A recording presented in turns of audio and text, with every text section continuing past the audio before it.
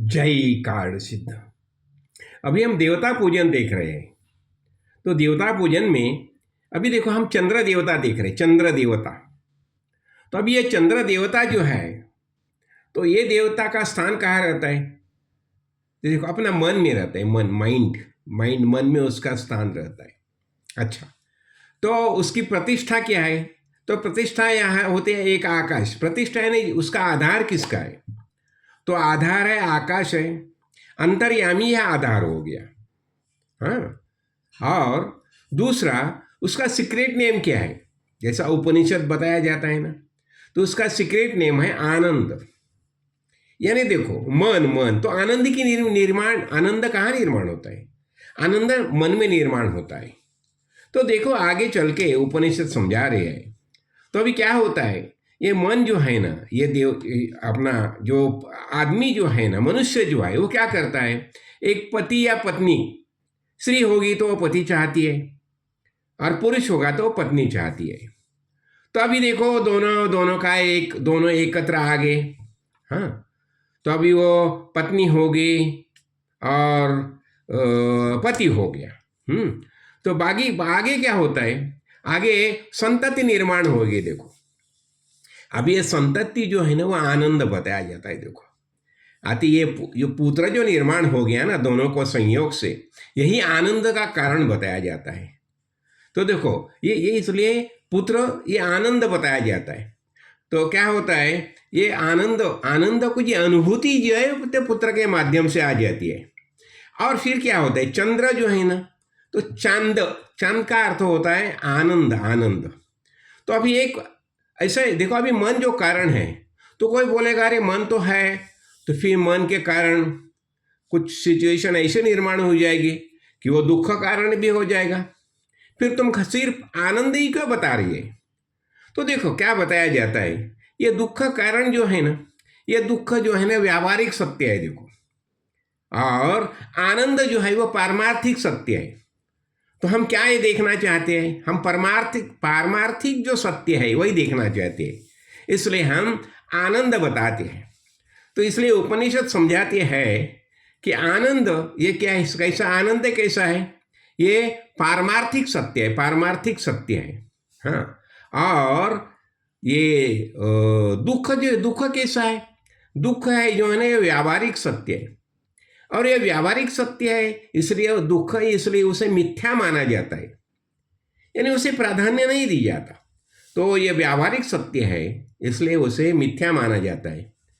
तो अभी देखो ना, इसलिए उपनिषद यहाँ खाली आनंद ही समझा रही है। और ये चंद्र जो है ना, चंद्र, अभी देखो अभी चंद्र प्रकाश में हम घूमते हैं, हम क्या अनुभव करते हैं? आनंद अनुभव करते हैं। चंद्र का जो प्रकाश है, चंद्र प्रकाश में हम आनंद अनुभव करते हैं। तो देखो ये चंद्र देवता का जो पूजन होता है, अभी हम चंद्र का प्रकाश जो है, चांदने जो है, चांदने, उसमें जब हम घूमते हैं हम आनंद महसूस करते हैं। तो ये, और चंद्र जो है ना, चंद्र खास बहुत महत्वपूर्ण माना जाता है, चंद्र देवता जो है। तो उसमें देखो अभी क्या होता है, यहाँ भी उपासना फलम हम देखते हैं। तो उपासना फलम कैसे होते हैं? तो निष्काम उपासना फलम और सकाम उपासना फलम। अभी निष्काम उपासना करेंगे तो क्या होता है? देखो, चित्त से शुद्ध है कर्म, चित्त शुद्धि होती है, चित्त एकाग्र होता है, चित्त एकाग्र होता है, चित्त से शुद्धि होती है, चित्त एकाग्र होता है, और चित्त विशालता होती है। जब भी हम चंद्र देवते की पूजा करती है तो निष्काम उपासना करेंगे तो ये हमें बेनिफिट्स मिलते हैं उसके, और सकाम करेंगे तो हम चंद्र जैसा, देखो हमारा माइंड तल्लक रहेगा हमेशा, शरीर का अंत तक माइंड एकदम अच्छा रहेगा। और जब ये देह छोड़ने के बाद भी हम चंद्रलोक में जाएंगे ना, वहाँ का जो आज कुछ ये है सौंदर्य है, उसका आस्वाद ले सकेंगे ना। तो चंद्रलोक में जाने आने क्या, फिर हिरण्यगर्भ में जाएंगे। तो ये सब जो उपासना है ना, तो ये उपासना सब बताने का खास कारण ऐसा रहता है। देखो कि ये सब उपासना हम जब भी करते हैं, अभी हम चंद्र की उपासना देख रहे हैं, तो अभी इससे क्या होता है ना, ये पूरा सब विश्व जो है ना, तो विश्व को हम देवता रूप में देखने लगते हैं। संपूर्ण विश्व में हम देवता देखने लगते हैं। सूर्य देवता, चंद्र देवता, निसर्ग देवता। और इसलिए क्या होता है, ये पूरा जो यूनिवर्स है, जो है विश्व, जो है दृश्य जगत है, उसके बारे में हमारे अंतःकरण में प्यार निर्माण होते हैं, प्रेम भाव से हम देखना शुरू करते हैं।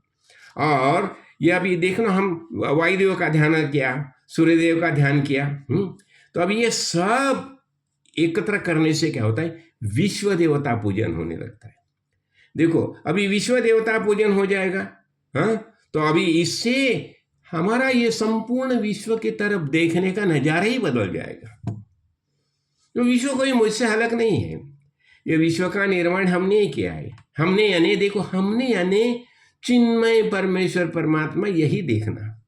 तो आस्ते आस्ते हमारी अनुभूति ऐसी होनी चाहिए, संपूर्ण विश्व की तरफ देखते समय हमारा यही भाव होना चाहिए, ये विश्व का निर्माण किसने किया है। जैसा बताए उपनिषद में, जैसा समझा है ना, मयि एव सकलम जातम, मयि एव प्रतिष्ठितम, मयि सर्वम लयम याति तद ब्रह्माहम अद्वयम। अद्वय यानी एक में वो एक ही, यही वास्तविक ब्रह्मा की उपासना होती है। तो इसलिए देखो, जब भी हम वेद में प्रवेश करते हैं, मैं बताऊंगा तो आपको भी अचरज लगेगा, कितने लोगों को ये वेदांत परिभाषा मालूम ही नहीं है। तो वेद में प्रवेश करने के बाद तो बहुत लंबी होगी, लेकिन तो भी मैं चाहता हूं नहीं, ये वेदांत परिभाषा समझ ले।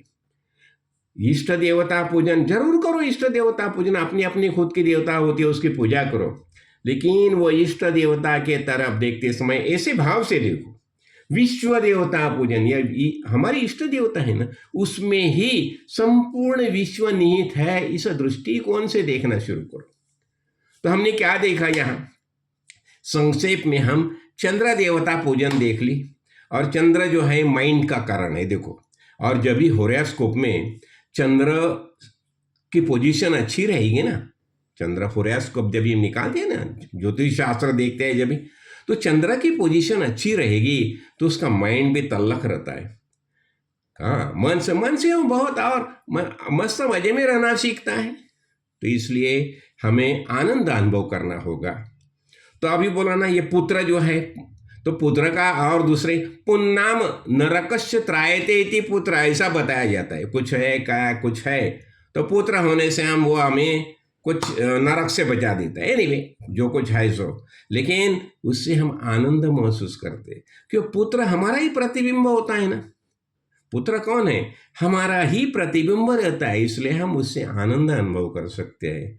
तो संक्षेप में हम यहाँ चंद्र देवता पूजन देख लिया, हाँ, और वही अंतर्यामी, उसका आधार, सबका आधार अंतर्यामी है।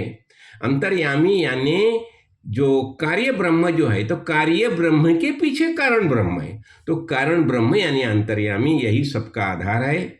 उसके आधार से सब जगत का कार्य चलता रहता है, यही हम देखना चाहते हैं। जय कार्य सिद्ध, जय।